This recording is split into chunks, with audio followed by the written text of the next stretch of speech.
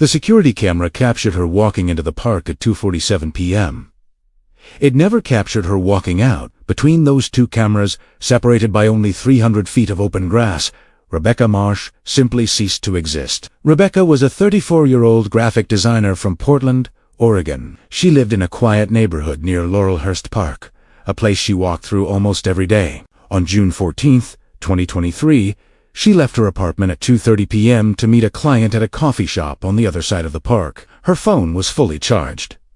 The weather was clear. Dozens of people were in the park that afternoon. She never made it to the coffee shop. Her client, David Chun, waited for 40 minutes before calling her. The call went straight to voicemail. Texted her. No response. At first, he assumed she had forgotten or something had come up. But Rebecca was not the type to forget meetings. She was punctual, organized, almost obsessive about her schedule. When she did not come home that evening, her roommate, Lisa, called the police. The officer who took the report seemed unconcerned at first. Adults have the right to disappear. Maybe she needed space. Maybe there was a personal issue. But Lisa insisted something was wrong. Rebecca had left her laptop open, her coffee still warm on the desk, her keys and wallet on the counter. She had only taken her phone. The police reviewed the security footage from the park. The entrance camera showed Rebecca walking in, wearing a blue jacket and carrying a small brown purse. She looked calm, normal, checking her phone briefly before continuing down the main path. The exit camera, positioned at the far end of the park, showed dozens of people leaving throughout the afternoon. Rebecca was not among them. There were no other exits. The park was surrounded by a low iron fence with only 2 gates, both monitored by cameras.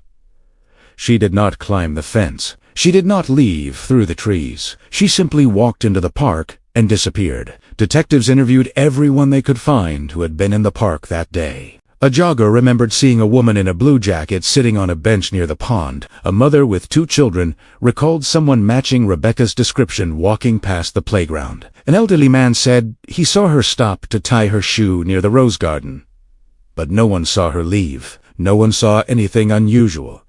No one remembered seeing her with anyone else. They searched the park for 3 days. They used dogs, drones, and ground-penetrating radar. They drained the pond. They checked every bush, every tunnel, every maintenance shed. They brought in volunteers who walked shoulder to shoulder across every inch of grass. Nothing, no clothing, no phone, no signs of a struggle. It was as if she had evaporated into the summer air. Rebecca's family arrived from Seattle. Her mother, Catherine, could barely speak through her tears. Her father, Tom, walked the park himself every day for 2 weeks, calling her name, showing her picture to strangers. Her younger brother, Matt, set up a website and offered a $10,000 reward for information. Tips came in by the dozens, but none led anywhere. People claimed to have seen her in California, in Nevada, even in Canada. Every lead turned into nothing. Then, 2 weeks after her disappearance, a dog walker found something near the rose garden. It was Rebecca's phone, sitting upright on a stone bench, almost deliberately placed. The screen was cracked, but the phone still worked. When detectives examined it, they found something that made no sense. The last activity on the phone was a text message,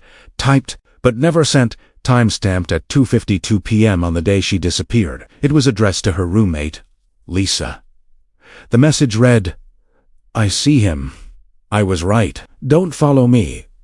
Detectives tried to determine who him was. Rebecca had no boyfriend, no ex who was bothering her, no known conflicts with anyone. Her friends described her as kind, quiet, maybe a little anxious, but not paranoid. She had never mentioned feeling threatened. Lisa insisted Rebecca had never said anything about being followed or feeling unsafe. But when investigators went deeper into Rebecca's computer, they found something disturbing. In a folder labeled Work Backup, buried among design files, there was a document titled Notes. It was a list of dates and times, going back 3 months. Next to each entry was a location: the park, the grocery store, the coffee shop, her gym, the library, even the street outside her apartment. At the bottom of the document, she had written, "Same man, different clothes, always watching. Need proof before I tell anyone. Rebecca had been documenting someone following her for months. She had never told a single person. The police released a statement asking for anyone who had seen a man acting suspiciously in or around Laurelhurst Park to come forward. They received over 200 calls in the first week. Most were unhelpful. Some were from people who wanted attention. But one stood out. A woman named Karen Torres called to say she had seen a man in the park that day, around 3 p.m., standing near the Rose Garden. She remembered him because he was dressed strangely for a warm day, wearing a long dark coat and a baseball cap pulled low over his face. He was staring at the bench where Rebecca's phone would later be found. When Karen walked past him with her dog, he did not move. He did not acknowledge her. She said it made her uncomfortable, but she thought nothing of it at the time. Detectives asked Karen to describe him in detail. She said he was average height, maybe 5'10", medium build, possibly in his 40s or 50s. He had dark hair visible under the cap, but his face, she said, was hard to describe, not because it was hidden, but because it was somehow forgettable. She could not remember a single distinct feature. No scars, no glasses, nothing that stood out. It was like his face refused to stay in her memory. The investigation expanded. Detectives searched for similar disappearances in Oregon and nearby states. They found 2 cases that shared disturbing similarities. In 2019, a woman named Sandra Phelps vanished while walking through a public park in Eugene.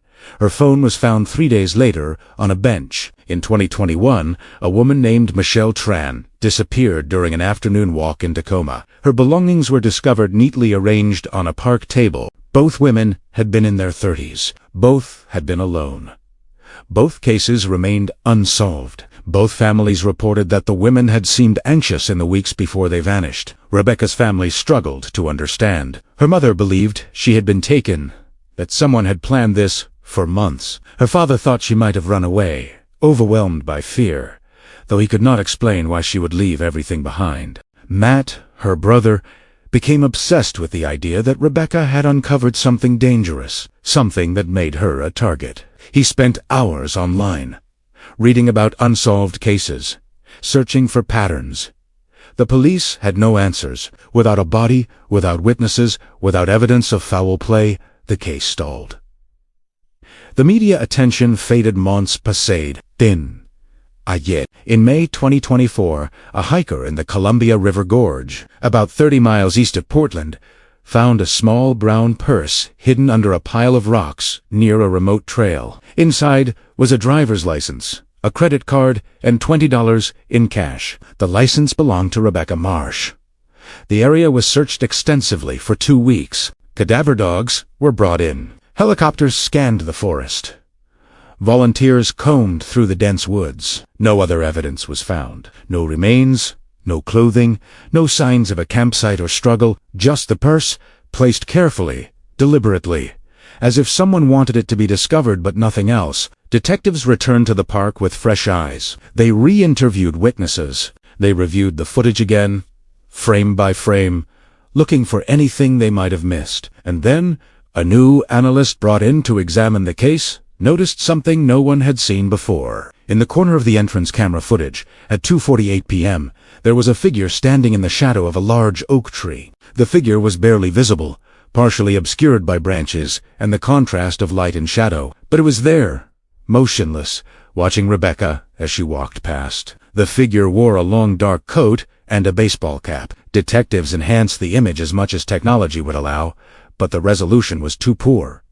The face remained a blur. The figure never moved toward Rebecca. It simply watched. And then, seconds after she passed, it stepped deeper into the shadows and disappeared from the frame entirely. Rebecca Marsh has been missing for over a year now. Her case remains open. Her family still searches.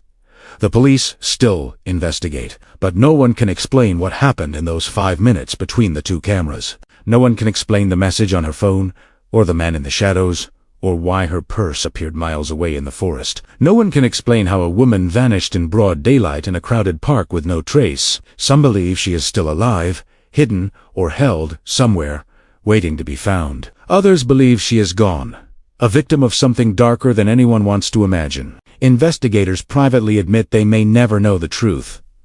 Her mother visits the park every month. She sits on the bench where the phone was found, and she waits, hoping that one day Rebecca will walk back out. The park is the same. People still jog. Children still play. Life continues. But for those who know the story, the park feels different now. Every shadow seems deeper. Every stranger seems suspicious. And somewhere, perhaps in another park, in another city, someone else might be walking alone, unaware that they are being watched.